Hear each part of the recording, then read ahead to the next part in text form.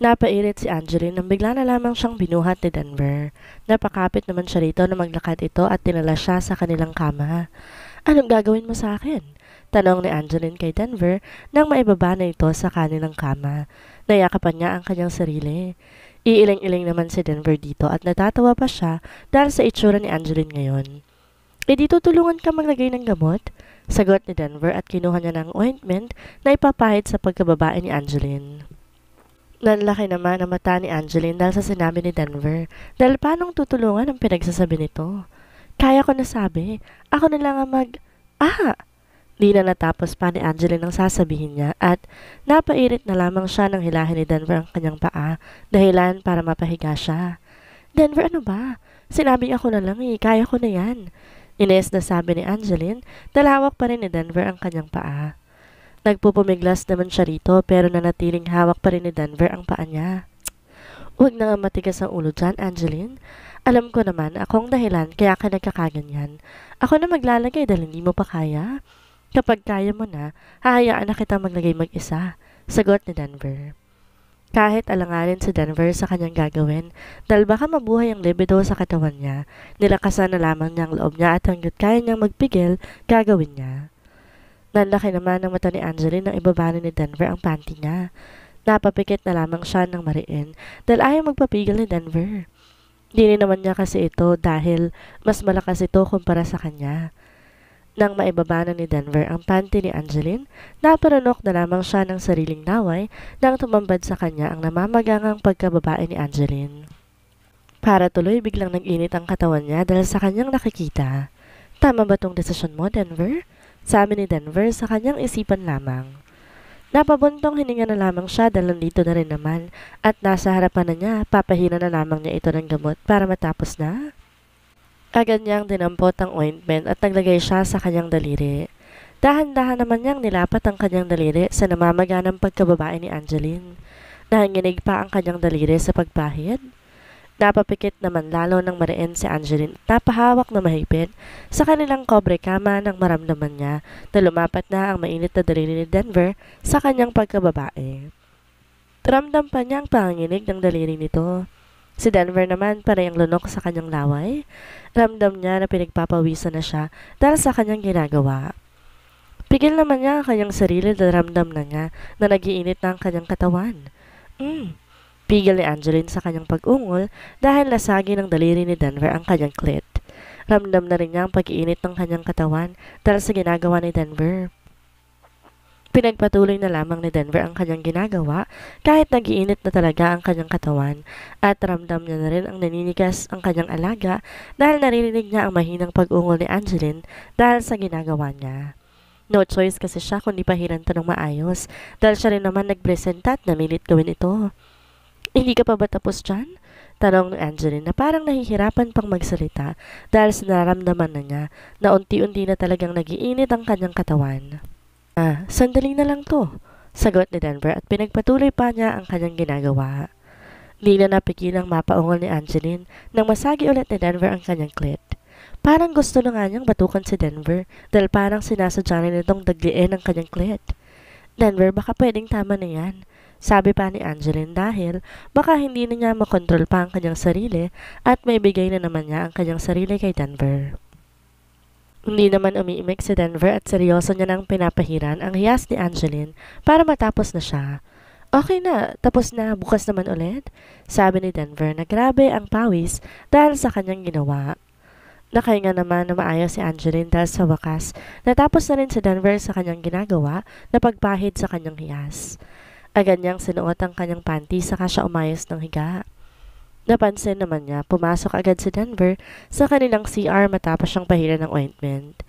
Nagtataka pa niya itong tinignan dahil hindi siya nililingon nito at napansin pa niya na pawisan ito. Nagtataka naman si Angeline dahil ang tagal ni Denver sa loob ng CR nila. Itatanong kasi sana niya rito kung nasaan ang kanyang mga gamot. Maya-maya lumabas na rin si Denver sa kanilang CR na bagong ligo at nakatapos lang tuwalya ang ibabang parte ng katawan. Kitang-kita niya ang matipunong dibdib ni Denver kaya napanunok siya ng kanyang laway. "Ang tagal mo naman," sabi ni Angeline at sinawalang bahala na lamang ang kanyang nakikita. Nagulat naman si Denver na magsalita si Angeline. Bakit gising ka pa? Tanong ni Denver. Itatanong ko kasi sa'yo kung nasan ang mga gamot ko. Di ko kasi alam kung nasan dahil ikaw nagtabi kanina. Sagot ni Angeline. Naiwan ko ata sa sasakyan. Sandalit kukunin ko lang muna. Sagot ni Denver at dali-dali na siyang nagdamit saka siya pumunta sa kanyang sasakyan para kunin ang mga gamot ni Angeline. Pagbalik ni Denver, may dala na siyang tubig para kay Angeline. Iniabot niya na to pati na rin ang gamot ni Angeline. Kamusta ang pakiramdam mo? Tanong ni Denver. Medyo bumuti-buti naman ang pakiramdam ko. Salamat nga pala, sabi ni Angeline. Kasalanan ko naman kasi kaya ka nagkaganyan, kaya dapat lang naintindihan kita, Angeline. Sige na, matulog ka na, sabi ni Denver at lumapit na siya para kunin ang tubig na hawak ni Angeline. Sige, ikaw din, magpahinga ka na rin, sagot ni Angeline at nahiga na siya para makatulog na rin siya. Oh, ano namang problema mo at nakasimangot ka na naman dyan? Tanong ni Candy kay Christine. Bigla kasing dumating tong si Christine sa kanilang bahay at nakasimangot na naman to. Nakala mo, pasa na naman ang mundo. Kakainis kasi. Ayaw makipagkita sa akin ni Denver ngayon dahil hindi raw niya pwedeng iwan si ate. Dahil may sakit daw. Iirap-irap na sagot ni Christine sa kaibigan niya. Ano ka ba naman? Siyempre asawa na yun. Hindi niya talaga pwedeng pabayaan yun lalo na kung may sakit. Sagot ni Candy. Talaga ba, Candy? Baka nakakalimutan mo na akong girlfriend ni Denver. Singhal ni Christine sa kanyang kaibigan. At baka nakakalimutan mo rin na asawa na ni Denver si Ate Angeline at kabit ka na lang ngayon. Pagpapaalala ni Candy sa kaibigan. Sinamaan naman ang tingin ni Christine si Candy. Ikaw hindi ko malaman kung kaibigan ka ba talaga kita o ano eh. Kanino ka ba kampi? Ines na sabi ni Christine. Kaibigan kita, Christine. Nagsasabi lamang ako ng totoo sa'yo. Alam kong masakit yon, pero yun talagang katotohanan. Alam kong nilalaman mo na girlfriend ka ni Denver at nagmamahalan kayo, pero nakataling na siya kay Ate Angeline ngayon at pag-asawa na sila. Mahabang paliwanag ni Candy kay Christine. Natahimik naman si Christine dahil sa sinabi ni Candy. Dahil totoo naman ang mga sinabi nito. Di lang talaga niya kayang tanggapin yon dahil mahal na mahal niya si Denver. Hay nako. Change topic na nga lang tayo at baka mabad trip lang ako maghapon dahil dyan. Nakasimangot pa rin na sabi ni Christine. Mabuti pa nga. O anong gusto mong gawin ngayon? Sagot ni Candy. Hindi ko rin alam eh. Siguro mall na lang tayo tas mamayang gabi mag-bar naman tayo. Sagot ni Christine. Sige, magbibihis lang ako. Samahan kita sa kung anong trip mo ngayong araw para mawala yung bad trip mo. Wait lang. Sagot ni Candy at tinalikuran na si Christine para magbihis. Saglit lamang naman nag-ayos si Candy at umalis na rin kaagad sila ni Christine. Naglibot-libot sila sa mall, nag-shopping pa ng kung ano-ano si Christine at hinayaan na lamang to ni Candy. Na malapit ng gumabi, pumunta sila sa isang bar na madalas nilang puntahan. Pagkarating nila sa bar, kaagad na silang humanap ng magandang pwesto bago umorder ng kanilang maiinom. Gaya ng dati, hinayaan ni Candy na mag-inom si Christine habang siya'y pakonti-konti lamang inom dahil nga baka hindi sila makauwing dalawa kapag sinabayan niya si Christine. Alam mo, naiinis ako kay Ate Angelina. Inaagaw niya sa akin si Denver ko, sabi ni Christine na sinisinok sa sobrang kalasingan. Tama na nga yan, Christine. Tara na, ihahatid na kita sa inyo. Lasing na lasing ka na, sabi ni Candy. Kukunin na sana niya ang hawak ni Christine na bote, pero nilayo nito ito sa kanya. Hindi pa ako lasing, kaya ko pa, sabi ni Christine sa kaibigan sabay inom sa hawak niyang alak. Iiling-iling naman si Candy sa kaibigan. Hinayaan na lamang niya ito at hindi lang siya umiinom para may hatid pa niya ito mamaya. Isa pa yung nanay ni Denver na yun eh. Papansin? Gusto si Angelina. Mas maganda naman ako doon, sabi pa ni Christine. Nakikinig na lamang si Candy sa kanyang kaibigan at hindi na lamang siya nagsasalita. Pinapabayaan na lamang niya yon sa kanyang mga sinasabi. Maya-maya pa'y merong lumapit na dalawang lalaki sa kanilang pwesto. Tinignan naman yon ni Candy. Hi miss, pwede ba kaming makijoin sa inyo dito? Sabi na isang lalaki. Hindi pwede. Masungit na sagot ni Candy sa mga ito. Ang sungit mo naman miss. Itong kaibigan mo mukhang kailangan ng karamay. Baling ng lalaki kay Christine at umupo pa siya sa tabi nito. Hoy, umalis ka nga dyan? Pagtataboy ni Candy sa lalaking tumabi kay Christine. Nag-angat naman ang tingin si Christine at tinitigan niya ang lalaking tumabi sa kanya. Hi, I'm Christine. Pagpapakilala ni Christine kahit na sinisinok pa siya sa lalaking tumabi sa kanya. I'm Paolo. Nice to meet you, Christine. Sagot ni Paolo. Sabay kinuha ang kamay ni Christine at hinalikan iyon. Napatitig naman si Christine sa lalaking kaharap niya. Gwapo to, matangos ang ilong, makapal ang kilay at maputi. Matangkad din to base sa tindig nito kanina. Mukhang naparami ng nainom mo, miss sabi ni Paolo kay Christine. Lumapit siya rito sa peso ni na Christine dahil kanina pa naaagaw ang atensyon nga nito dahil napapatitig siya sa maganda nitong mukha.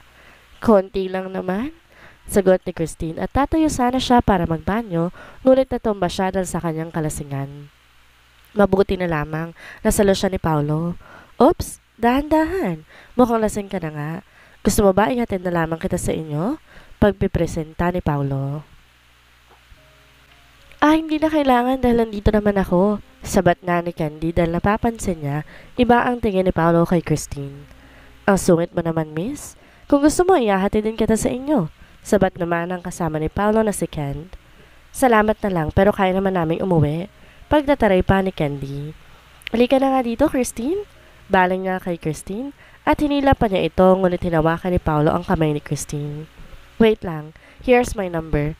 Pwede mo akong tawagan kung gusto mo na makakausap? Sabi ni Paolo kay Christine, sabay abot ng kanyang calling card kay Christine at kinindatan pa niya ito. Sige, bye! Sagot naman ni Christine at tagpatianod na siya kay Candy papunta sa kanilang sasakyan. Ano ka ba naman, Christine? Bakit ba kasi kailangan mo magpakalasing ng ganyan? Tingnan mo nga at munti ka nang mapagdiskitahan. Paano na lang pala kung sinabayan kita ng pag-inom ng yan? Panenermo ni Candy sa kanyang kaibigan pagkasakay nila sa kotse nito. Hindi naman na nagsalita pa si Christine dahil umiikot na ang paningin niya. Sigurado ka ba okay ang pakiramdam mo at kaya mo nang bumalik sa trabaho? Tanong ni Denver kay Angeline habang sila'y kumakain ng agahan. Ilang araw na rin nakakalipas mula na magkasakit si Angeline at ilang araw na hindi nakakapasok ng opisina mag-asawa dahil inaalagaan ni Denver si Angeline. Oo, ayos na ako. Kaya ka nang pumasok ulit sa trabaho? Sagot naman ni Angeline. Sige kung kaya mo na, pero tawagan mo ako kung sumama ang pakiramdam mo para masundo ka agad kita. Sagot ni Denver kay Angeline. Opo, tipid na sagot ni Angeline kay Denver. Ilang araw na palaging magkabuntot si Denver at Angeline. Ayaw kasing iwanan ni Denver si Angeline dahil kagagaling lamang nito sa sakit at isa pa iniisip niya na siya ang dahilan ng pagkakasakit nito. Hindi ka ba hinahanap ni Christine? Ilang araw ka nang nakabuntot sa akin Pwede mo naman akong iwan dahil kaya ko naman ang sarili ko. Sabi pa ni Angeline kay Denver. Natigilan naman si Denver sa sinabi ni Angeline dahil naaalala niya na ilang beses na siyang tinatawagan ni Christine pero hindi siya nakikipagkita dito. Sinabi ko naman kay Christine na may sakit ka at hindi kita pwedeng iwanan. Siguro naman naiintindihan niya yon? Bale walang sagot ni Denver kay Angeline. Tinitigan naman ni Angeline si Denver dahil napapansin niya na parang di na to kagaya dati na palaging si Christine ang bukang bibig. Baka magtampo yun, ikaw din, bahala ka. Sagot ni Angeline. Bahala siya. Sagot ni Denver at nagpatuloy na sa kanyang pagkain. Napapailing naman si Angeline kay Denver dahil baka may problema ang dalawa, kaya ganon si Denver ngayon. Let's go! Iahatid na kita at ako na rin ang susundo sa'yo mamaya. Pag-aaya ni Denver kay Angeline matapos silang kumain. May kotse naman ako, Denver. Kaya ko naman magmaneho. Sagot ni Angeline. No, hindi ka muna magdadrive. Ako na muna maghahatid at magsusundo sa'yo. Pagpipresenta pa ni Denver. Nagtataka naman si Angeline sa ikinikilos si Denver. Denver, may problema ka ba? O baka may nakain ka na hindi maganda? Kunot noong tanong ni Angeline kay Denver. Why? Tanong ni Denver dahil nagtataka siya sa itinatanong ni Angeline. Hindi ka naman kasi dating ganyan May problema ka ba? Pwede mo naman sabihin sa akin, baka matulungan kita. Sagot ni Angeline. Wala akong problema. Bakit? Hindi ko pa pwedeng ihatid at sunduin ang asawa ko? Sagot ni Denver. Alam naman nating dalawa na napilitan lamang tayo magpakasal, di ba? Kaya hindi mo kailangan gawin yan. Sagot ni Angeline. Bakit? Porque ba hindi natin ginustong kasal na yon? Hindi na to pwedeng gawin? What if ayusin natin tong marriage natin? Bumuo tayo ng masayang pamilya. Seryosong sagot na ni Denver kay Angeline. Napaawang naman ang bibig ni Angeline dahil sa sinabi ni Denver. Are you serious? Nagbibiro ka lang, di ba? Hindi makapaniwalang tanong ni Angeline kay Denver. Mukha ba ako nagbibiro, Angeline? Seryosong tanong ni Denver. habang nakatitig sa mga mata ni Angeline. Hindi naman alam ni Angeline ang kanyang sasabihin dahil ngayon lang nakita si Denver na seryoso. Napatikim na lamang siya dahil tila ba may bumara sa kanyang lalamunan. Ang mabuti pa, umalis na tayo. Baka malate pa tayo sa opisina. Pag-iiba ni Angeline ang usapan at nagpatiuna na siya ng paglalakad palabas ng bahay. Iiling-iling naman sa Denver na sumunod kay Angeline dahil iniba na ni Angeline ang usapan. Ang bilin ko sa'yo ha, tawagan mo ako kapag sumama ang pakiramdam mo. Pagpapaalala pa ni Denver kay Angeline nang dumating sila sa opisina ni Angeline. Opo, sagot ni Angeline dito. Sige, aalis na ako. Pagpapaalam naman ni Denver kay Angeline, sabay dinampian niya nang magaan na halik si Angeline sa labi. Nanlaki naman ang mata ni Angeline dahil sa ginawa ni Denver. Napasunod na lamang ang tingin niya sa papaalis na si Denver. Napahawak pa siya sa kanyang labi nang hindi niya na matanaw si Denver at napatulala pa siya. Hey, ano nangyari sa'yo? Tanong ni Beatrice kay Angeline pagkapasok niya sa opisina nito. Sinadya niya kasi ang kaibigan sa opisina nito para kamustahin pero nagulat siya na makita na nakatulala si Angeline habang hawak ang labi nito. Girl, anong nangyayari sa'yo? Okay ka lang ba? Sabi pa ulit ni Beatrice at kumaway pa siya sa harapan ni Angeline na nanatiling nakatulala pa rin. Bigla namang bumalik sa wisyo si Angeline pero nanatiling nakahawak sa kanyang labi na hinalikan ni Denver. Beatrice, napadalaw ka, sabi ni Angeline nang mapansin niya na si Beatrice. Kanina pa ako dito, Angeline, habang ikaw tulala dyan. Ano bang nangyayari sa'yo, ha? Sagot ni Beatrice. Napakunot naman ang noon ni Angeline dahil hindi niya napansin ang pagdating ng kanyang kaibigan. Kanina ka pa? Bakit di kita napapansin? Tanong pa ni Angeline. Oo, kanina pa ako dito. Paano mo ka mapapansin? Tulala ka nga dyan. Ano ba kasi nangyari sa'yo? Sagot pa ni Beatrice.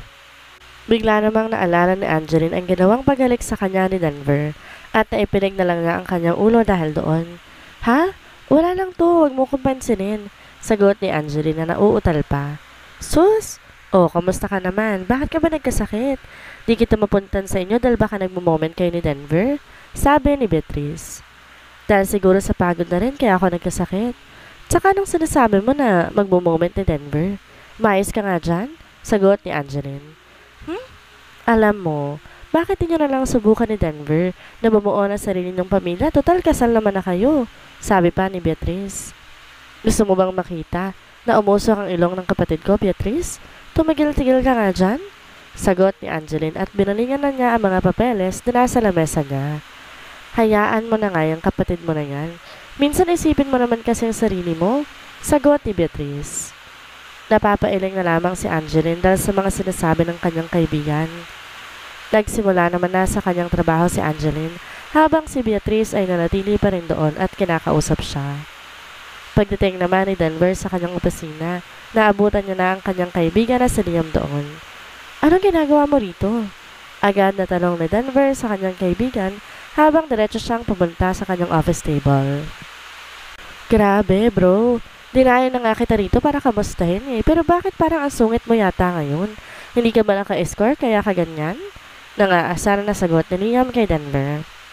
Sinamaan naman ng tingin ni Denver si Liam dahil ang aasar na naman ito. Tumigil ka nga dyan. Kung wala kang matinong sasabihin, umalis ka na lang. Wala akong oras sa mga kalokohan mo. Seryosong saad ni Denver at binuksan na niya ang kanyang laptop. Wow, chill lang bro. Ba't ba kasi ang init ng ulo mo ngayon ang aga-aga pa naman? Sagot ni Liam.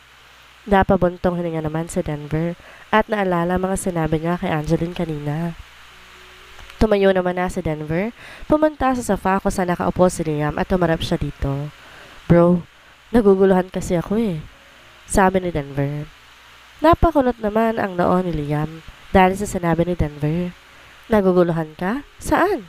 Tanong ni Liam. Huminga muna ng malalim si Denver bago muling nagsalita. Naguguluhan ako sa nararamdaman ko para kay Angeline. Seryosong sagot ni Denver sa kaibigan. Nanlaki naman ang mata ni Liam at napangisi na siya dahil sa sinabi ni Denver. So, nai-inlove ka na ba kay Angeline? Tanong ni Liam na may halong pang-aasar ang tono ng pananalita. Hindi naman nakasagot kaagad si Denver dahil iniisip niya kung bakit nga ba siya nagkakaganito.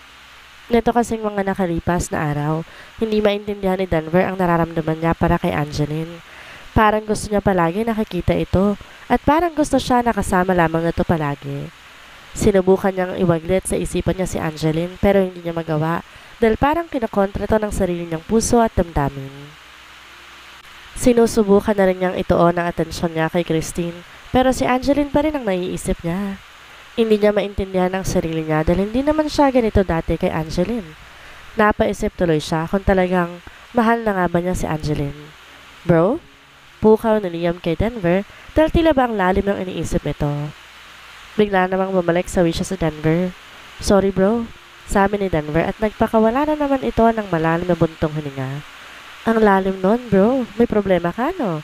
Pwede mo naman sabihin yan sa akin Denver. Kaibigan mo naman ako at malay mo may maitulong ako sa'yo. Kahit naman may pagka-loko-loko ako matino naman akong kausap kapag seryosong usapan na. Sagot ni Liam dahil pansin niya na malalim ang iniisip ni Denver. Tinitigan naman ni Denver si Liam. Liam, hindi ko kasi maintindihan ang nararamdaman ko para kay Angeline. Neto kasing mga nakalipas na mga araw, napalapit na siya sa akin at parang gusto ko na lamang na lagi siyang kasama. Di naman ako ganito sa kanya dati. Iiling-iling na sagot ni Denver kay Liam. Pumalatak naman si Liam dahil sa sagot ni Denver. Hindi kaya nahuhulog na talaga ang loob mo kay Angeline? Base kasi sa sinabi mo parang in love ka na sa kanya Sagot ni Liam. I don't know Liam, basta hindi ko maintindihan at ewan ba. Kanina may nasabi ako sa kanya na kahit ako nagulat kung bakit nasabi ko yun. Sagot ni Denver. Ano bang sinabi mo kay Angeline? Tanong ni Liam. Sabi ko sa kanya, pwede naman namin ayusin ang marriage namin at bumuo kami ng pamilya. Sagot ni Denver. Nanlaki naman ang mata ni Liam dahil sa sinabi ni Denver. Oh, really bro? Sinabi mo yon? Ano namang sagot ni Angeline? Gulat na sagot ni Liam dito. Wala siyang naging sagot dahil iba niyang usapan. Sagot ni Denver. Mukhang mahirap nga ang kalagayan mo ngayon bro Mukhang nahuhulog ka na kay Angeline tapos girlfriend mo pa ang kapatid niya. Ibang klase ka talaga, Denver. Tatawa-tawa pang sagot ni Liam kay Denver. Napapailing na lamang si Denver sa kaibigan niya dahil ang akala niya mapapayuhan siya ng maayos nito. Kala ko ba mapapayuhan mo ko? Sabi ni Denver at sinamaan pa niya ng tingin si Liam. Denver, nasa sayo na kasi yan. Ikaw lang makakaresolba ng problema mong yan. Kung sino sa magkapatid ang talagang mahal mo. Si Christine ba na ilang taon mong karelasyon? O si Angeline na asawa mo na ngayon? Sagot ni Liam. Totoo naman kasi ang sinabi ni Liam dahil hindi naman niya pwedeng diktahan ang nararamdaman ng kaibigan. Sandali naman silang natahimik na dalawa. Pero alam mo Denver, isipin mong maigi kung sino bang mas matimbang sa dalawa. Yung tipong kapag kasama mo masaya ka. Yung masaya yung puso mo, ganon? Sabi pa ni Liam. Hindi naman nakasagot si Denver at nag-iisip siya kung sino ba talagang mas matimbang sa dalawa. Pero bro, ang hirap pumili. Kasi si Christine matagal ko ng karelasyon Napamahal na siya sa akin. Naputol naman ang pagsasalita ni Denver nang sumabat si Liam. Ngayon, mahal mo pa rin ba? Sagot ni Liam sa pagsasalita ni Denver. Hindi naman nakaimik si Denver dahil pilit niyang kinakapa sa puso niya kung may nararamdaman ba siyang pagmamahal kay Christine. See? Hindi ka na makasagot. Kay Angeline, ano bang nararamdaman mo ngayon, bro? Sabi pang muli ni Liam. Muling napaisip na naman si Denver. Di naman na siya nakasagot pa sa kaibigan niya. Bumuntong hininga naman si Liam at tinitigan niya si Denver na akala mo pasan ang mundo sa problema niya. Nakatingin lang sa kawalan at parayang iling at buntong hininga. Bro, huwag mo masyadong pakaisipin yan ngayon. Huwag mong madaliin kung ano yung nararamdaman mo sa kanila. Pakiramdaman mo ang puso mo kapag kasama mo sila. Kung sino sa kanilang mas matimbang dyan sa puso mo. Pagpapayo ni Liam sa kaibigan. Tumangutango naman sa Denver dahil sa sinabi ni Liam dahil tama ito. Hindi niya dapat minamadali ito. Tama ka. Sige, salamat bro. Sabi ni Denver kay Liam. Well, mukhang kaya mo na yung problema na yan dahil wala namang ibang makakaresolba niyan kundi ikaw. Good luck na lang sa'yo bro. O paano, aalis na ako ha? Napadaan lang ako rito para kamustahin ka, pero mukhang di ka pa okay. Tatawa-tawang sabi ni Liam at tumayo na at diretso lang lumabas ng opisina ni Denver. Naiwan si Denver doon na mag-isa at napapaisip pa rin. Naipinig na lang niya ang kanyang ulo dahil kailangan niya na magtrabaho ulit kaya't bumalik na siya sa kanyang pwesto at muling itinuon ang kanyang atensyon sa kanyang laptop.